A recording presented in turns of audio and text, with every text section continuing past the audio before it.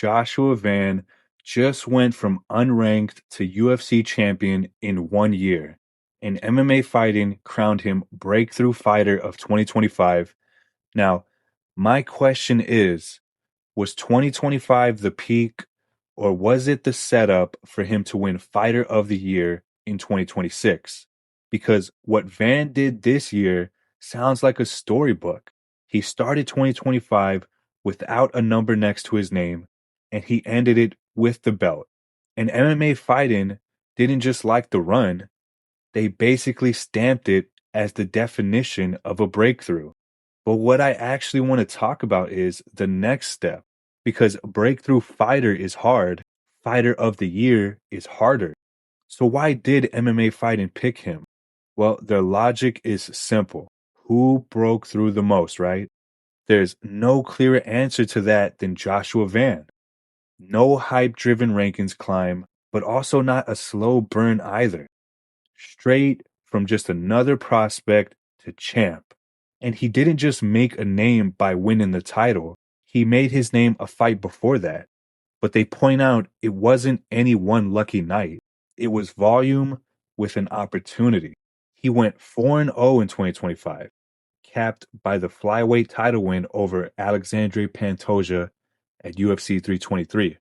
And the pace matters here. He turned pro in 2021 and already stacked 18 fights in just over 4 years. That's about 4 to 5 fights a year. And his risk profile is a part that made fans lock in with him. He beat Ray Taisaruya, finished Bruno Silva, then stepped in to a short notice war versus Brandon Royval for a title shot securing win. So yeah, Breakthrough definitely makes sense. He didn't just arrive, he made himself the point of a new era going into this new year with the Paramount deal and all. So he's legit, but flyweight champion legit? Yeah, I think he is. Van's rise isn't just young guy wins, it's young champion wins. Stepping in and fighting whoever, anytime, any place. That Royval step in is the perfect example. Royval is the kind of opponent that can expose prospects fast, and he stepped in and turned it into one of the most memorable fights of the year. And then he used that momentum win to jump the line into a title shot. Being 24 years old and champ instantly changes how people think about you. He's the second youngest UFC champion behind Jon Jones. And when you get put into a sentence like that, with the likes of Jon Jones, now people want to see if you can live up to it. So Fighter of the Year in 2026 can do just that. But the uncomfortable truth about Fighter of the Year for Joshua Vann is this. Being flyweight champ is not the same thing as being the Fighter of the Year. It does usually go to a champion, so he has that in his favor, but it's typically not fair. The UFC has to give him every opportunity to make it his year, and usually that means staying active and getting highly promotable fights. So if he gets those opportunities, it also means he has to show up and give memorable performances. When you look at previous Fighter of the Year fighters, it usually goes to someone who defends their title multiple times or has one massive signature win plus a second elite win on top of that and becomes unavoidable in the public conversation along the way.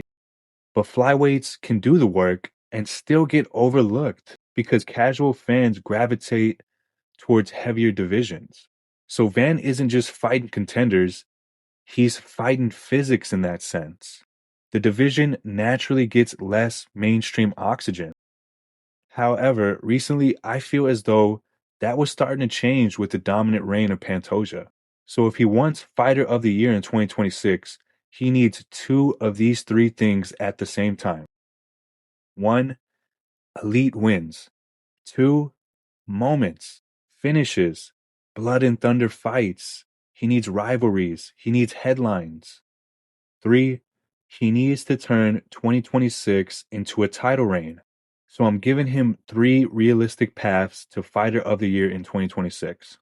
Path 1, the champion workhorse. 2 defenses plus a bonus. This is the standard recipe for Fighter of the Year. If Vann defends twice in 2026, especially against top 5 names, and at least one is a Performance of the Year type finish or a Classic War, he's in the conversation. Doesn't matter the opponents, as long as he can get this done, I think he's a finalist for Fighter of the Year. Because then the story becomes 2025 wasn't a fluke. He's part of the new standard. Now, path 2, the rivalry year. 1 legacy defense plus 1 grudge fight. This is probably the most real path here.